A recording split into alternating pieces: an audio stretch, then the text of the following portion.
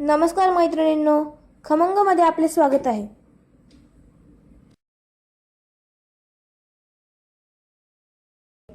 आजची आपली रेसिपी आहे व्हेज कोल्हापुरी.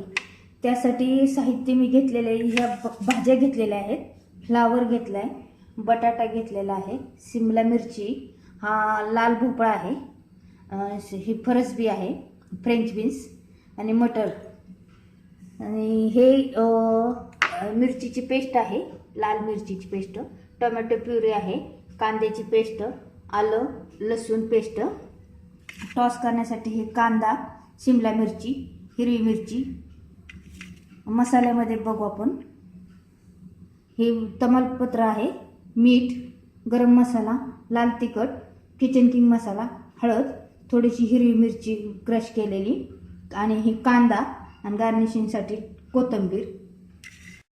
आता आपण भाज्या डीप फ्राय करून घेणार आहोत.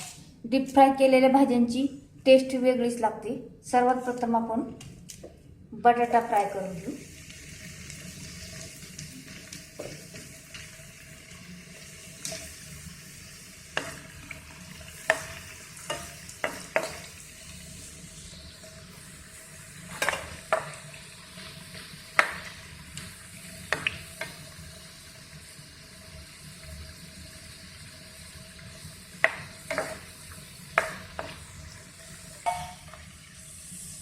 आता आपण बटाटा फ्राय करून काढून घेतो.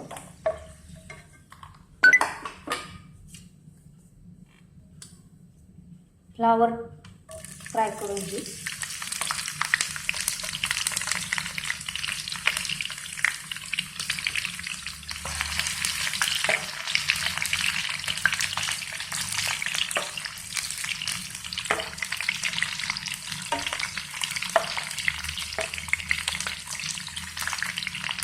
आता आपला फ्लावर पण डीप फ्राय झालेला आहे, काढून घेतो आपण. ही फ्रेंच बीन्स,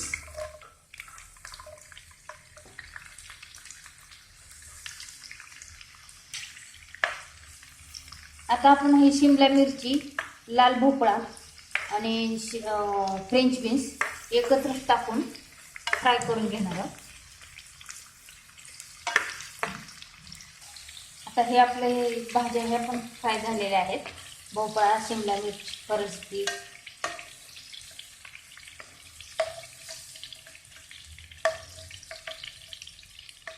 आता आपले हे तेल गरम झालेले आहे. ह्याच्यात आपण ग्रेव्हीचा मसाला फ्राय करून घेणार आहोत. त्यासाठी प्रथम हा कांदा घालणार आहोत.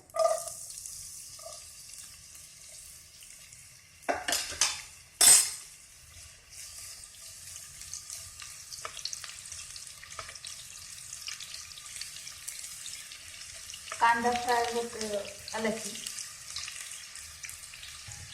1 चिमूट मीठ टाकायचं, म्हणजे कांदा लवकर मऊ होतो.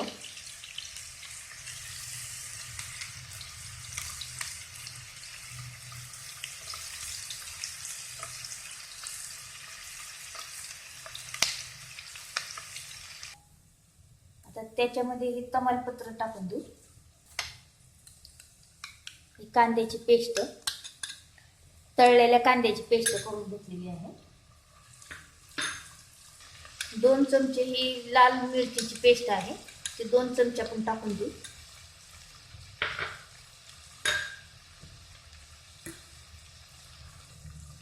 एक टोमॅटो प्युरी 1 बाउल घेतलेली.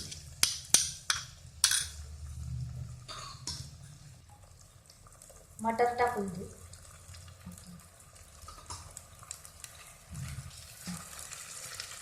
आता आपण हे चांगलं परतून घेऊ. तेल सुटेपर्यंत, तेल वेगळं होतं मसाल्यातून, चांगलं परतून घेऊ. आता आपली ही ग्रेव्ही, तेल सुटलेलं आहे ग्रेव्हीला. आता आपण सुके मसाले टाकणार आहोत. हे हळद, लाल तिखट, थोडासा गरम मसाला,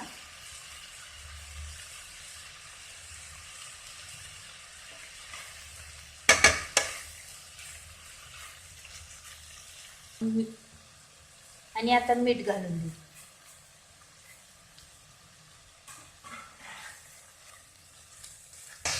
आता आपण ह्याच्यात थोडंसं पाणी घालून देऊ. ग्रेव्ही तयार आहे इकडं. आता आपण एका पॅनमध्ये भाज्या टॉस करून घेऊ. त्यासाठी हे बटर घालू, 1-2 चमचे. लसूण पेस्ट टाकू, थोडंसं आल्याची पेस्ट,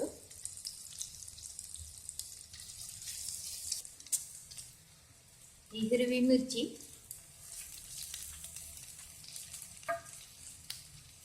हा कांदा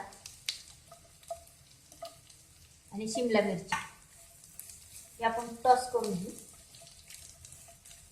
आता मिरची टाकून देऊ आपण त्याच्यात घालू. कोल्हापूर वेज आहे म्हणून हिरवी मिरची, आणि ती मोठी चिरलेली आहे लक्षात यावी म्हणून खाताना. आता आपण डीप फ्राय करून घेतलेल्या भाज्यांमध्ये हा किचन किंग मसाला स्प्रिंकल करणार आहोत.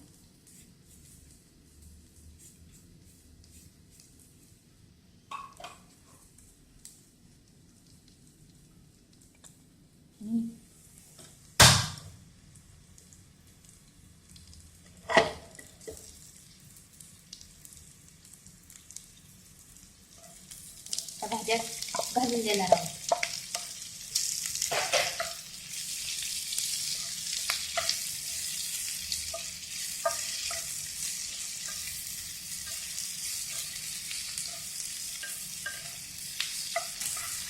आता आपल्या ह्या भाज्या टॉस झालेल्या आहेत. आपण ही ग्रेव्ही केली होती त्यामध्ये घालून देऊ. आता आपली ही कोल्हापुरी वेज तयार झालेली आहे. आपण वरून गार्निशिंगसाठी थोडीशी कोथिंबीर घालणार.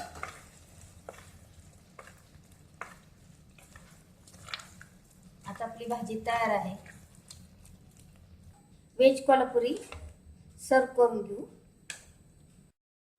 तुम्हाला ही रेसिपी आवडल्यास लाईक करा, शेअर करा, सबस्क्राईब करा. थँक्यू.